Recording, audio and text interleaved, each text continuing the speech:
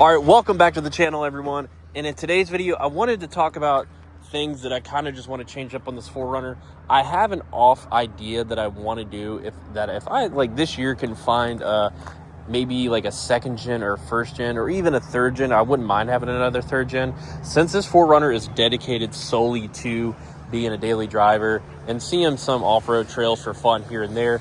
But if I could have one that was dedicated to more like of an overland build, one that I could have snowbound customs or something, they do the drawer setups to where you can actually overland them, like do in a specific overland build to it and not really care as much. You know, it could be beat up a little bit as long as the frame is good. Something that I want to explore. But if you're new to the channel, or if you haven't followed along in some of the videos recently, I've talked about what I'm going to do this summer for the 4Runner, getting ready to get this set up for the supercharger install. I think it's going to be great. Now, this 4Runner itself has over 210,000 miles now, which is the unfortunate, but the fortunate side is these are reliable as hell, and I've seen 4Runners go to 500,000-600,000 miles. A little bit of me still worries, you know, putting a supercharger on something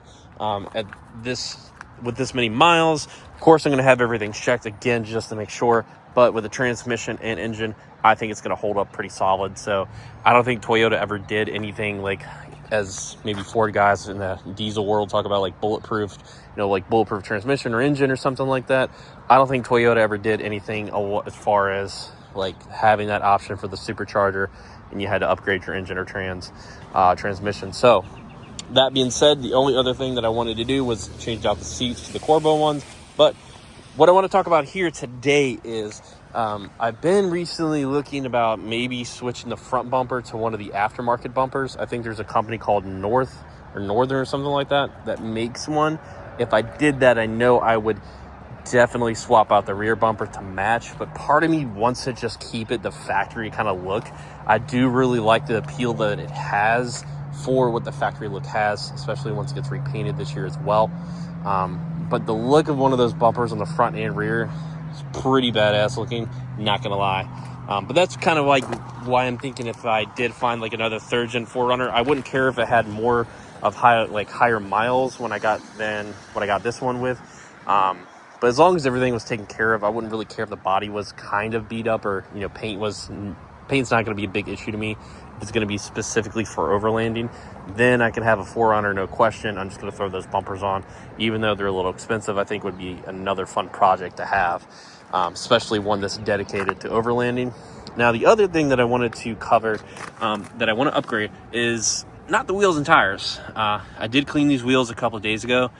They're actually holding up somewhat well without a bunch of brake dust, but that's what I want to talk about. So I've seen the brake conversions, the big brake conversions. Basically, it's just upgrading to the Tundra brakes. Pretty simple, is what it seems. I just had these front brakes done 2 weeks ago.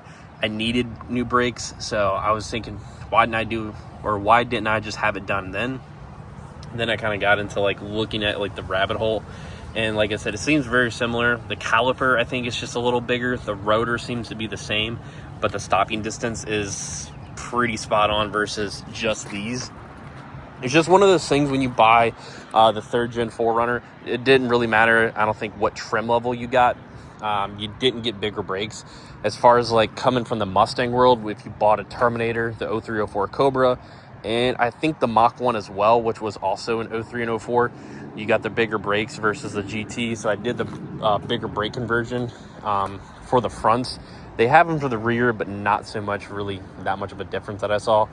But so talking about this, I think the bigger brakes will make a hell of a difference, like it did for my Mustang, swapping over to the Tundra one. And apparently it's a very easy swap from what I saw on the video, or the couple of videos that I watched. So I think that's just going to be something that definitely needs to happen to this.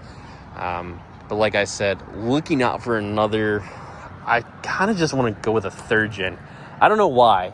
Something about the Fortunes, though. The Fortunes are growing on me a little bit. I don't like how they look. I think they're ugly, the factory, as like how they sit factory-wise. But if you add some aftermarket touches to them, they look actually really good. So I'm thinking either, you know, if I can find another third gen. The third gens are expensive. I've talked about that 100 times in videos I posted. It's just, it is what it is with third gens. A second gen would really be sick to have. But a fourth gen, you can kind of like, in my area, you can get them pretty cheap. So that wouldn't be a bad, vehicle to have as like an overlander, and something to definitely drive more during the winter times and kind of like take a little more off-roading. So that would be the whole goal, is to have another 4Runner. And I know I talked about Sequoia, but Sequoias are just so expensive too. So I kind of just want to have something cheap that I can, take off-road, not really care about if something, hits it or something. I guess if that makes sense. But yeah, so there's ideas all over the place. But this for solely itself, so the 4Runner, kind of just to close everything out right here. Supercharger is the big priority. Seats will happen next, or will happen eventually. I'm not so much worried about those. After thinking about it, I could use the money to go ahead and upgrade the brakes, even though I just did these or had them done. Just go ahead and upgrade to the Tundra brakes. I think it's going to be that much better. I'll be able to clear it with these wheels anyways, since it's a 17. Like this one, there's 2 different rotor sizes, so it shouldn't be a real difference whatsoever. So I know that these method wheels will clear. And just getting that supercharger on is going to be a big difference. Be a big game changer just for driving this thing as slow as it is. Can't really complain though. The reliability is there, so I think it's just going to be that much cooler to like this. At this point, I think when the supercharger is on it, it's going to be one of those things that you can take this to Cars and Coffee, park it. Yeah, it's just another basic 3rd gen until you pop the hood, and it's like, all right, you see what he did there. But other than that, yeah, that's all I got so far for this. So I'm going to get the ball rolling on probably just finding when I can get the brakes done, redone or whatever, just probably do it myself, and then get the Tundra ones on, and then go ahead and order that supercharger, get that on, and go from there. And maybe some seats. I don't know. Seats are kind of expensive, but that's going to do it for this video, guys. I appreciate you stopping by. I'll catch you on the next one.